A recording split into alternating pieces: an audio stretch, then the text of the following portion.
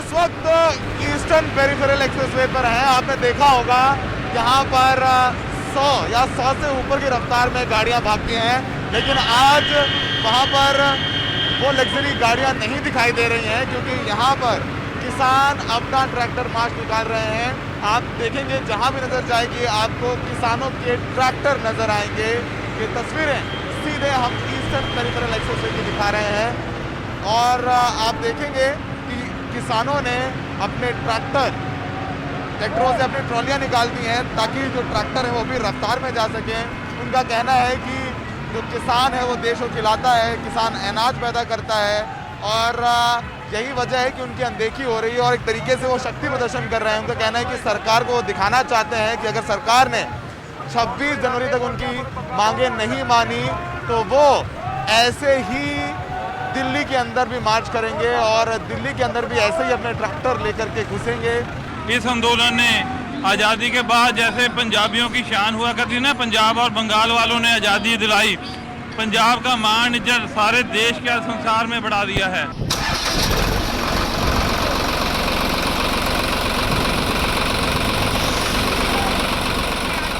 किसान गाजीपुर से पलवल जा रहे हैं। ट्रैक्टर का इस्तेमाल किसान अपनी खेती में करते हैं, लेकिन आज जो है आप जो विरोध प्रदर्शन क्यों कर रहे हैं? विरोध प्रदर्शन इसलिए कर रहे हैं क्योंकि हमारी जमीन खोसने का इरादा है इस मोदी सरकार का।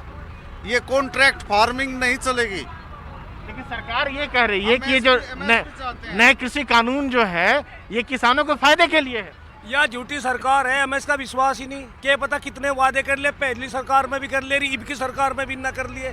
सरकार 2 योजना था, दूसरी योजना है इसकी, कौन काम ढंग का करा इसने। 40 दिन से ज्यादा हो चला है किसान जो है सड़क पर विरोध के लिए निकल चले। हमारे पास अगर देखेंगे तो एक लंबी कतार है, ट्रैक्टर की लंबी कतार है, उस पर किसान बैठे हुए सारे लोग प्रदर्शन के लिए। आप कहाँ से हैं, क्यों प्रदर्शन कर रहे हैं? गाजियाबाद से आए हैं। गाजियाबाद से आए हैं। हाँ जी। हम जो है इन तीनों काले कानूनों का विरोध करते हैं क्योंकि ये किसान के हित में बिल्कुल नहीं है और सरकार हठधर्मिता कर रही है। इन कानूनों को तुरंत वापस लेना चाहिए। किसानों का जोश जो है काफी है। ट्रैक्टर जितनी दूर तक आपकी नजर जाएगी चारों ओर किसान जो है ट्रैक्टर पर अपना विरोध प्रदर्शन कर रहे हैं। इनका ये कहना है कि 26 जनवरी को ये ट्रैक्टर के जरिए राजपथ पर परेड करेंगे और पहली बार ऐसा देखने को आएगा कि जो राजपथ पर जो है एक तरफ सैनिक भी होंगे और किसानों का ट्रैक्टर भी होगा। ये एक ट्रैक्टर रैली जो चलनी शुरू हो चुकी है। कितने तकरीबन लोग हैं आप सारे के सारे कुल मिलाकर? तकरीबन हो गई 10-12 हज़ार। 10-12 हज़ार। हाँ जी। अच्छा, तो ये 26 जनवरी को भी प्लान है कि किसान दिल्ली की तरफ कूच करेंगे। क्या ये एक डेमोन्स्ट्रेशन है उस तरह का, एक डेमो दे रहे हैं आप? हाँ, ये डेमो दे रहे हैं। नमस्कार। कृषि आंदोलन के 43वें दिन ट्रैक्टर मार्च निकाला गया। अब किसानों का इस रैली के दौरान कहना है कि सरकार उनकी मांगे माने, नहीं तो 26 जनवरी के लिए इसी तरह की रैली होगी बड़े पैमाने पर। गौरतलब है कि कल किसान संगठनों की सरकार के साथ 8वें दौर की बातचीत होनी है, तो आज का जो प्रदर्शन है एक तरह से शक्ति प्रदर्शन के तौर पर देखा जा रहा है। सिंघू, टीकरी, गाजीपुर, शाहजहाँपुर और ढांसा बॉर्डर में किसानों का 5 अलग अलग जत्थे निकले। कुंडली, मनेसर, पलवल हाईवे और ईस्टर्न पेरिफेरल एक्सप्रेसवे से होते हुए किसान पलवल गए और अब वापस धरना स्थल की ओर लौटे। रास्ते में पंजाब और हरियाणा से हज़ारों किसान ट्रैक्टर लेकर मार्च में पहुंचे। और आज आपको बता दें गृह मंत्री अमित शाह भी पंजाब बीजेपी के किसान नेताओं से मुलाकात कर हालात का जायजा ले रहे हैं। तो पटियाला से दिल्ली पहुंची हैं एक महिला किसान और आपको बता दें एक महिला किसान भी पहुंची है पटियाला से। तमाम महिला किसान पहुंची, उनसे बात की हमारे सहयोगी सौरभ शुक्ला ने।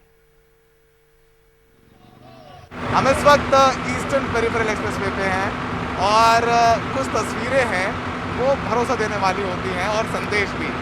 यहाँ पर हमारे साथ एक महिला किसान है जो कि इस किसान ट्रैक्टर मार्च में पुरुष किसानों के साथ कंधे से कंधा मिलाकर चल रहे हैं और आप देखेंगे तमाम किसान भी जो है उनके साथ अपने ट्रैक्टर लगाए हुए हैं और इस ट्रैक्टर में भी पुरुष किसान बैठे हुए हैं। तो समझिए कि ये जो किसान मार्च है, ट्रैक्टर मार्च और किसान आंदोलन है, उसमें महिला किसान भी बराबरी के साथ हिस्सा ले रही हैं, अपना योगदान दे रही हैं।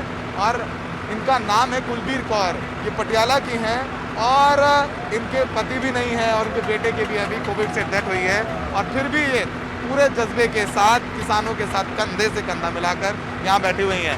माता जी, अपने बारे में बताइए, कहाँ से आई हैं, क्या करती हैं? मेरा नाम कुलबीर कौर है, पिंड मेरा कौलिया, जिला पटियाला है। मैं किसान दी बेटी, एक किसान दी पत्नी हाँ।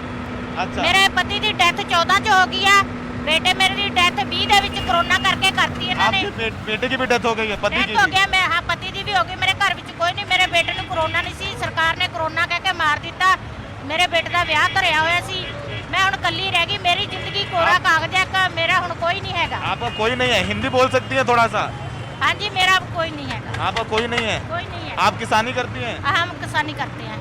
कितनी खेती है आपकी? 2 एकड़ है। 2 एकड़? हाँ जी। क्या उगाती हैं आप उसमें? बस यही जीरी, गेहूँ, चावल। हाँ जी। राइस। आपको क्यों लगा कि चलना चाहिए किसान आंदोलन में? क्योंकि मैं अगर हुण मेरा कमाने वाला तो कोई रह ही नहीं गया।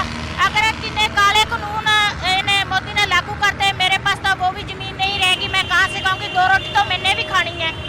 आपको लगता है कि इस कानून से आपकी जमीन चली जाएगी? चली जाएगी, क्योंकि ज्यादा मेरे को कल लोड़ जाए, अगर ना मैं किसी को ठेके के भी दूंगी तो मेरे को कहाँ पैसा मिलेगा? क्योंकि जब उसको ही नहीं कुछ बचेगा, मेरे को क्या मिलेगा? आपको लगता है ठेके पे थी जमीन तो आपको मिलेगा नहीं कुछ नहीं मिलेगा, खेती चली जाएगी। जो किसान ठेके पे जमीन लेगा उसको ही नहीं कुछ बचेगा, तो मेरे को क्या देगा? और हमारे साथ हरिंदर बिंदु मौजूद हैं, नेता हैं किसान यूनियन की उग्रहा ग्रुप की।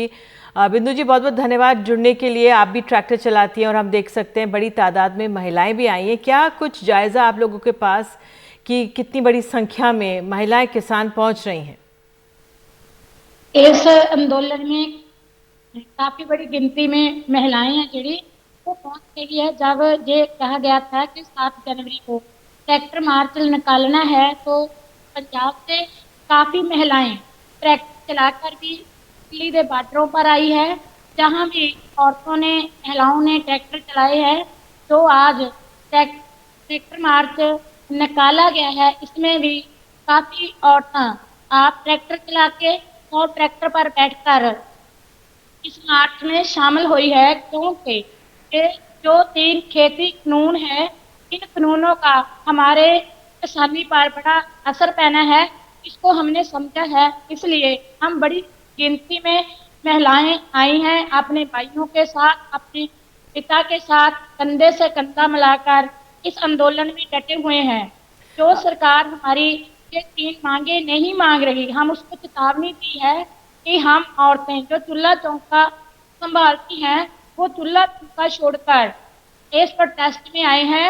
ट्रैक्टर चलाना हमारी मजबूरी है, हम खेतों में काम करते हैं, इसलिए हमने जहाँ भी, जब हम गाड़ी चलाते हैं, कार चलाते हैं, स्कूटर चलाते हैं और व्हीकल चलाते हैं, तो हमने ट्रैक्टर भी चलाया है और मार्च में ट्रैक्टर से गए हैं। और जो हमारी महिलाएं हैं, हमारे भाई हैं, जो कहते हैं कि खेती कानून बहुत अच्छे हैं, हम उनको कहते हैं कि ये खेती कानून पूरे मुल्क लिए बहुत खतरनाक है। ना बीजने वाला बचेगा, ना खाने वाला बचेगा। इतनी महंगाई है जी बढ़ जानी है, ना हमारे पास जमीन रहनी है, ना मंडी बोर्ड रहना है, ना वो जो जरूरी वस्तुएं हैं उनको हम खरीद सकेंगे। बिंदु जी, अब सरकार से अब अगले दौर की कल बातचीत होने वाली है, 8वें दौर की बातचीत होने वाली है, और ये ज़रूरी है कि बातचीत का सिलसिला चलता रहे। आप लोगों को कितनी उम्मीद उससे है? और ये भी कहा जा रहा है कि तीनों कानूनों को हटाने की जो बात आप लोग कह रहे हैं, संशोधन को नहीं मान रहे हैं, तो इसको भी हठ माना जा रहा है। हाँ जी, असी जो मोदी हुकूमत ने, बीजेपी सरकार ने ये रट लाई हुई है कि ये 3 कानून रद्द नहीं होंगे, वो कारपोरेट घरानों के हित में खड़ी है बीजेपी सरकार। और हम किसान ये कहते हैं कि ये 3 कानून रद्द किए जाए।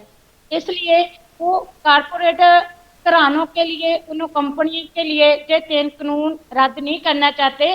वो मीटिंग करते हैं, बातचीत करते हैं। हम भी कहते हैं कि बातचीत होनी चाहिए, बातचीत से हम नहीं भाग रहे। हम कहते हैं कि मीटिंग में हम जाते हैं, हमारे आगू जाते हैं, नेता जाते हैं, लेकिन जो सरकार का रुख है, जो मंत्रियों का रुख है, वो हमारे लिए अच्छा नहीं है।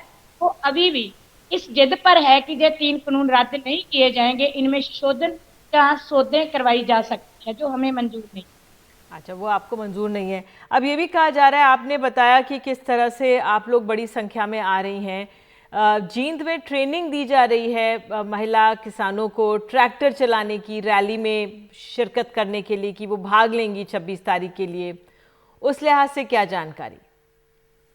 जी, जो 26 तारीख को ट्रैक्टरों के साथ परेड की जानी है, उसके लिए महिलाएं भी उसमें शामिल होंगी और बड़ी संख्या में जो पंजाब से, होरना स्टेटा से जो ट्रैक्टर है वो आएंगे दिल्ली की ओर। और वो जो ट्रैक्टर मार्च है, जो परेड है, उसमें औरतें भी शामिल होंगी। उनको जिनको नहीं ट्रैक्टर चलाना आता उनको ट्रेनिंग दी जा रही है ताकि इस मार्च में, इस परेड में औरतें भी मर्द के बराबर ट्रैक्टर चलाएं, उस परेड में शामिल हों। तो चिंता नहीं आपको महिलाओं की? इतनी ठंड में सब आ रही हैं, संख्या बल तो आपने मुझे एग्जैक्टली नहीं बताया कितनी आ रही होंगी, लेकिन अंदाजा है कि कितनी महिलाएं आ रही हैं? कुछ नंबर हैं आप लोगों के पास? जो हमारी जत्थेबंदी BKU एकता उगराहा है, साड़ी स्त्री विंग बनया हुआ है। हमारी जो नित गिनती है वो 2000 को लेके 5000 तक औरतों की गिनती हमारे प्रोटेस्ट में होती है। उस औरतें पंजाब चली जाती है, फिर पंजाब से दिल्ली आती है। इसी तरह जो सिंगू है, कुंडली है, टिकरी है, इनों पर भी महिलाएं आती जाती रहती है। महिलाओं की संख्या लगातार बढ़ रही है। जी बिंदु जी, आप जुड़िए हमारे साथ और आपने बात रखी अपनी, बहुत बहुत धन्यवाद। और हम देख सकते हैं कि जो महिला किसान भी पहुंच रही हैं, उनका रुख भी बिल्कुल साफ है, वो तीनों कानून वापस लेने की मांग पर ये लोग अड़े हुए हैं। बहरहाल आपको बता दें, अब बिहार से हमारे पास खबर है, पटना में दिल्ली में जो धरना दे रहे हैं किसान हैं, उनके समर्थन में बिहार प्रदेश किसान सभा ने पटना में आज अनिश्चितकालीन धरना दिया। उनका कहना है कि जब तक केंद्र सरकार तीनों कानून वापस नहीं लेती तब तक ये धरना जारी रहेगा। इसके अलावा 25 जनवरी को भी पूरे बिहार में मानव श्रृंखला बनाने की घोषणा की गई है।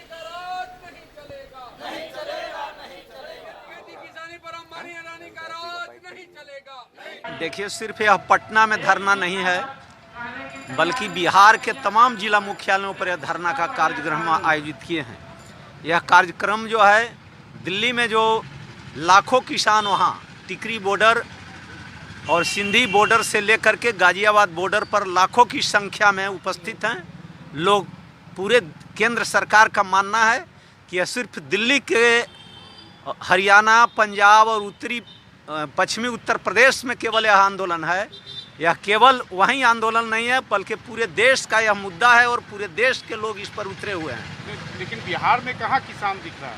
बिहार में भी किसान चारों तरफ हैं, कोई ऐसा जिला नहीं है। किसानों का डिमांड है कि जब तक कृषि विरोधी तीनों कानून वापस नहीं लिया जाएगा, बिजली बिल 2020 जो है, जो किसान वो तो वापस ले लिया नहीं लिया गया है अभी तक, केवल वह बहलावा है। लाखों लाख किसानों को हम लोग NH पर उतारेंगे, SS पर उतारेंगे और मानव श्रृंखला बनाने के जरिए दिल्ली को ये संदेश देंगे कि किसानों का यह संकल्प, जो जब तक किसान बिल की वापसी नहीं होगी, किसान कानूनों की वापसी नहीं होगी, तब तक हमारी घर वापसी नहीं होगी। ये जो किसानों का संकल्प है, इस संकल्प के साथ पूरे देश के किसान खड़े हैं, बिहार के किसान भी खड़े हैं। और बिहार में तो अब मुद्दा और गहराता जा रहा है। जगह जगह पर पैक्स और किसानों के बीच में मारपीट हो रही है। पैक्स वाले कह रहे हैं कि हम सरकार द्वारा निर्धारित दल पर धान नहीं कर देंगे, और किसान धान लेकर के पहुंच रहे हैं, अनुमंडल पर पहुंच रहे हैं, प्रखंडों पर पहुंच रहे हैं, पैक्स पर पहुंच रहे हैं। तो ये एक बड़ा मामला हो गया है। और बिहार में APMC की बहाली का सवाल, मंडी कानून को बहाली का सवाल, ये एक बड़ा सवाल बनता जा रहा है। क्या अपडेट इस आंदोलन को? और ये तस्वीरें अब तक हम यूपी और दिल्ली के बॉर्डर पर देख रहे थे, लेकिन अब बिहार से ये तस्वीरें आ रही हैं। देखिए, बिहार में आंदोलन चल रहा है, लेकिन बिहार में जो आंदोलन का नेतृत्व है वो वामपंथी दल, खासकर CPIML कर रही है। हालांकि इसमें 30 और संगठन जो है वो भी शामिल हैं, लेकिन बिहार में थोड़ा आप कह सकते हैं कि लो की है, क्योंकि यहाँ पे अभी दो चीज़ें हो रही हैं। एक तो धान की प्रोक्योरमेंट भी चल रही है। हालांकि अधिकांश जगहों पर जब 80% किसान बिहार में वैसे हैं जिनका कहना है कि उन्हें जो है मिडिल मैन को जो भी ये पैक्स हैं वहाँ पर जाते हैं, वहाँ पर उनकी खरीद नहीं होती है। जो सरकारी MSP है वो जो दर है वो शायद बिहार में 10% से अधिक किसानों को नहीं मिल रहा है। दूसरी बात यह है कि बिहार सरकार ने कहा था पहले कि 31 मार्च तक धान की खरीद होगी, लेकिन अब वो जो डेडलाइन है उसको 31 जनवरी तक कर दिया गया है। हो सकता है कि बाद में बढ़ाया जाए, लेकिन किसान और साथ ही साथ बहुत जगहों पर अभी भी गेहूं की बुआई चल रही है, जिस उस काम में वो लोग ज़्यादा एक तरह से आप कह सकते हैं कि अभी व्यस्त हैं। लेकिन साथ ही साथ जगह जगह पर छिटपुट आप कह सकती हैं कि किसान भी आंदोलन पर हैं और उनका समर्थन भी है। और अब 25 जनवरी को यहाँ पर एक बड़ा ह्यूमन चेन की बात की जा रही है कि जिसमें सारे विपक्षी दल और जितने भी संगठन हैं उसके लोग शामिल होंगे। निधि, बहुत बहुत धन्यवाद मनीष इस जानकारी के लिए कि किस तरह से यहाँ पर जो किसान संगठन हैं वो भी आंदोलन कर रहे हैं।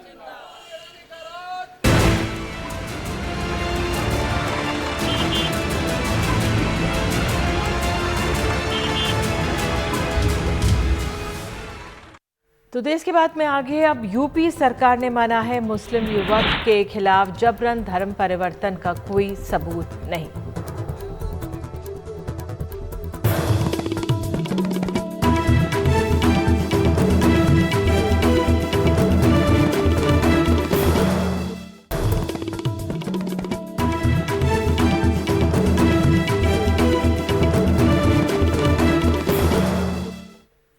इलाहाबाद हाई कोर्ट में आज उत्तर प्रदेश सरकार ने मुजफ्फरनगर के एक युवक के खिलाफ पुलिस के लव जिहाद केस को फर्जी बताया और कहा कि उस पर से केस हटा लिया गया है।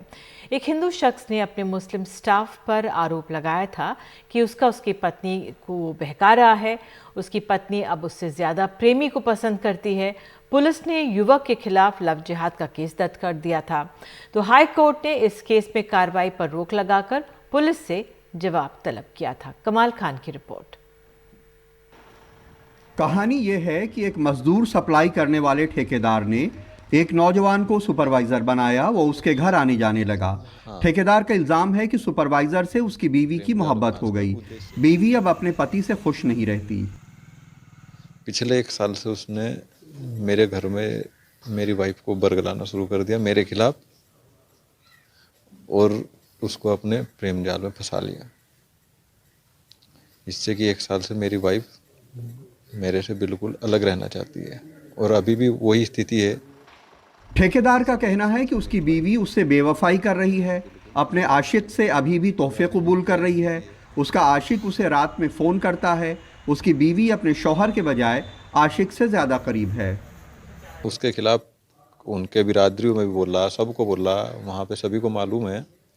तो वो कुछ दिन के लिए शांत रहा, लेकिन फिर उसने वही शुरू कर दिया, वही काम। उसकी रात को कॉल ले आना, वो सब डिटेल मेरे पास है। उसने एक मोबाइल भी अभी 28 अक्टूबर को खरीद के दिया 14,000 रुपये का, ओप्पो का। पुलिस ने इसमें आरोपी नदीम और उसके भाई सलमान के ऊपर शांति भंग करने, धमकाने और ज़बरदस्ती धर्म परिवर्तन की कोशिश करने के इल्ज़ाम में मुकदमा कर दिया। हाईकोर्ट के जवाब तलब करने पे आज सरकार ने अपने एफिडेविट में कहा कि नदीम के पारुल से नाजायज़ रिश्ते का कोई सबूत नहीं है। नदीम के धर्म परिवर्तन कराने का भी कोई सबूत नहीं है।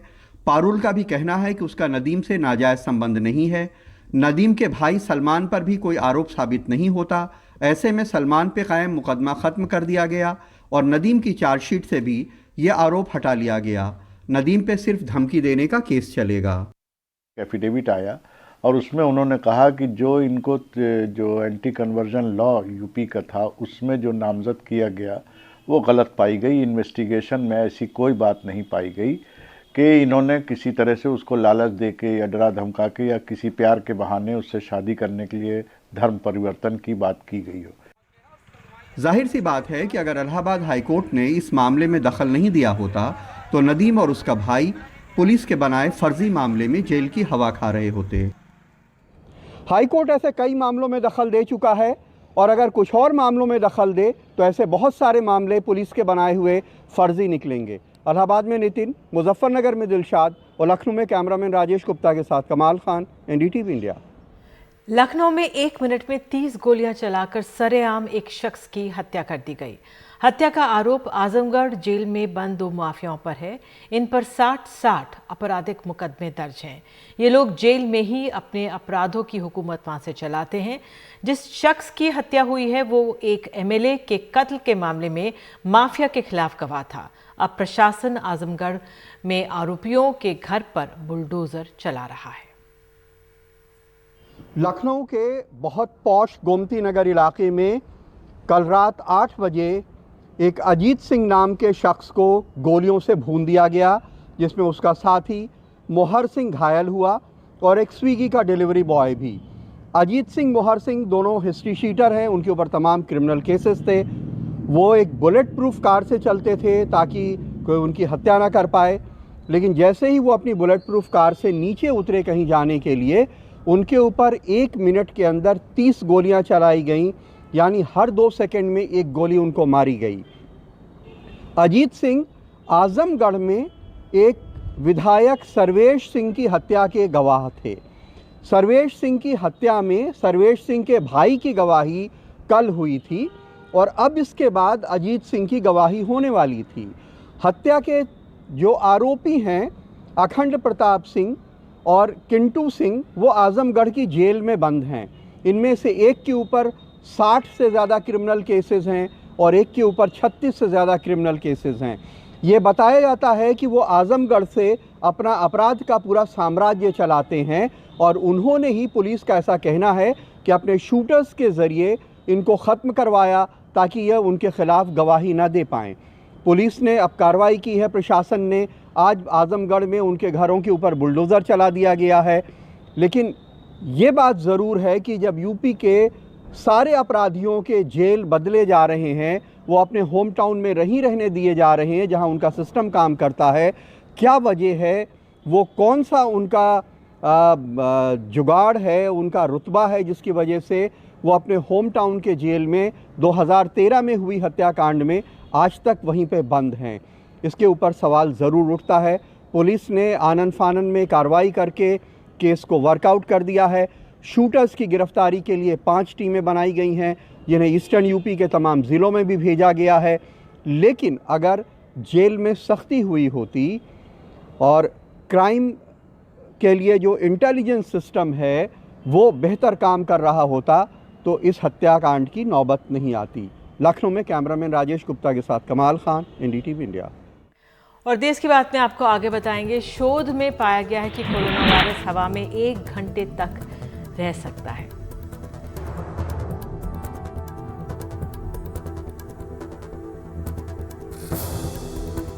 लेकिन आगे बढ़ने से पहले कुपवाड़ा जम्मू कश्मीर से खबर है। जवानों ने की एक गर्भवती की मदद, यहां पर भारी बर्फबारी के बीच अस्पताल उसे पहुंचाया।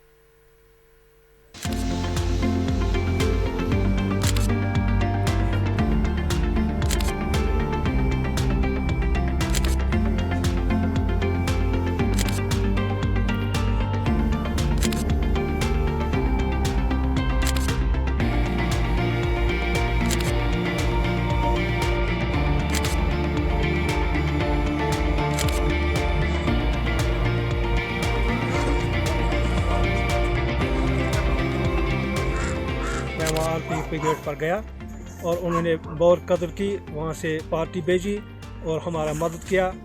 नीचे वार्डर से, बना वार्डर से बराबर पूरा बैठा वार्डर तक, बाला तक हमारी ये डिलीवरी पेशेंट की पहुँचाया वहाँ तक। तो हम बहुत शुक्रगुजार हैं आपके।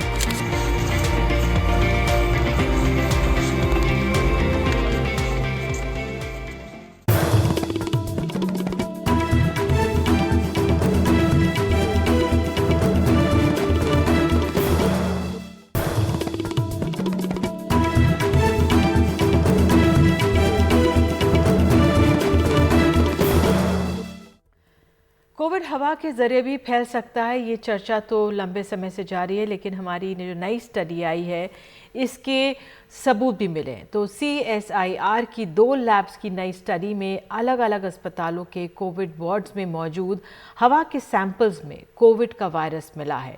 दावा किया जा रहा है कि खुले में तैरने वाले ये कण 1 घंटे से ज़्यादा समय तक हवा में बने रह सकते हैं। हालांकि बगैर लक्षणों वाले मरीजों के मामले में खतरा कुछ कम है।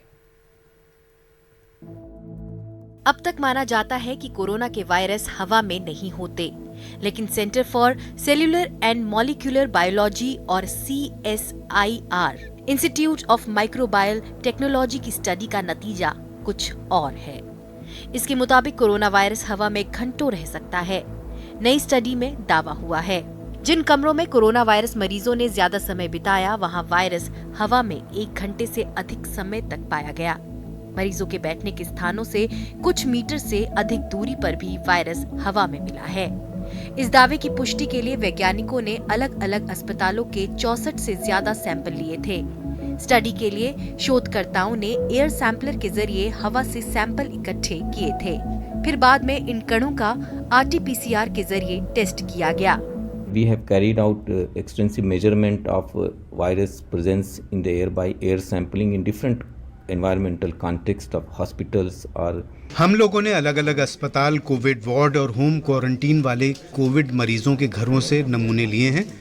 इस अध्ययन में ये पता चला है कि बंद जगहों पर वायरस लंबे समय तक हवा में रह सकता है। इसलिए अगर कोई ऐसी बंद जगह में है या गया है जहां वायरस हवा में हो सकता है, तो मास्क की अहमियत बढ़ जाती है। कोविड मरीजों के होम क्वारंटीन के दौरान भी मास्क बेहद ज़रूरी हैं। हमारी स्टडी ये साफ करती है कि संक्रमण से और हवा में मौजूद वायरस से बचाने के लिए मास्क बेहद कारगर साबित हुआ है। wearing the mask even during when you visit the toilet to keep safe. Tells us that not only this policy of demarcation of COVID and non-COVID wards in the hospital was a very good. ये study बताती है कि न सिर्फ Covid non Covid ward को अलग अलग करना संक्रमण रोकने के लिए बेहद सही रणनीति है, बल्कि ये स्टडी ये भी बताती है कि वेंटिलेटेड रूम में रहना ज़्यादा सुरक्षित है और मास्क का इस्तेमाल संक्रमण रोकने के लिए बेहद अहम रोल प्ले कर रहा है। And the use of masks was found to be very effective. Study में ये भी कहा गया है कि जब तक कमरे में AC के जरिए हवा का बहाव ना हो, बगैर लक्षण वाले मरीजों के बैठने वाली जगह से वायरस नहीं फैलता। तमाम डॉक्टर शुरुआत से ही क्वारंटीन में AC के इस्तेमाल को बंद करने पर जोर देते आए हैं।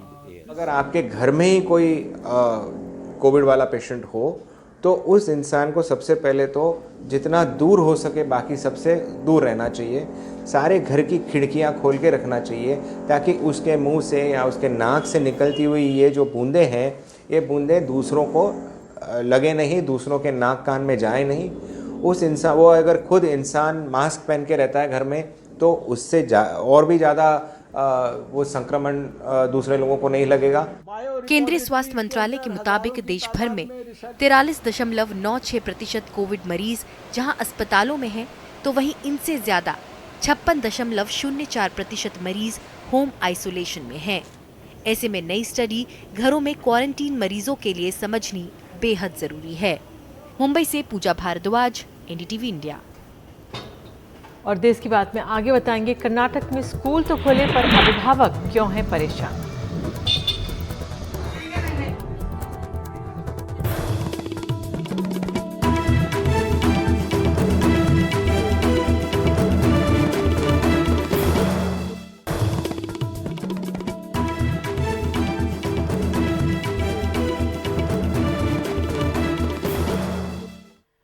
कुछ राज्यों में स्कूल खुल रहे हैं। कर्नाटक से खबर है कि स्कूल खुलने के बाद शिक्षक और छात्र कोरोना से संक्रमित हो रहे हैं, लेकिन राज्य सरकार ने साफ कर दिया है कि स्कूल बंद नहीं होंगे। अब अभिभावक जो हैं वो परेशान हैं। चित्रदुर्गा के इस स्कूल को सैनिटाइजेशन के लिए बंद करना पड़ा क्योंकि यहाँ 6 शिक्षक कोरोना से संक्रमित पाए गए थे। इसी तरह चिकमंगलुरु, बेलगावी, विजयपुरा और दूसरी जगहों पर तकरीबन 50 शिक्षक और 7 छात्र स्कूल खुलने के बाद संक्रमित पाए गए, लेकिन सरकार ने साफ कर दिया है कि स्कूल बंद नहीं होंगे। देसी स्कूल बंद नहीं किए जाएंगे। ग्रामीण इलाकों में शिक्षा का दूसरा विकल्प नहीं है।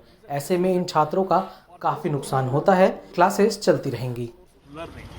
So we will take all the precautionary measures and continue to run the school.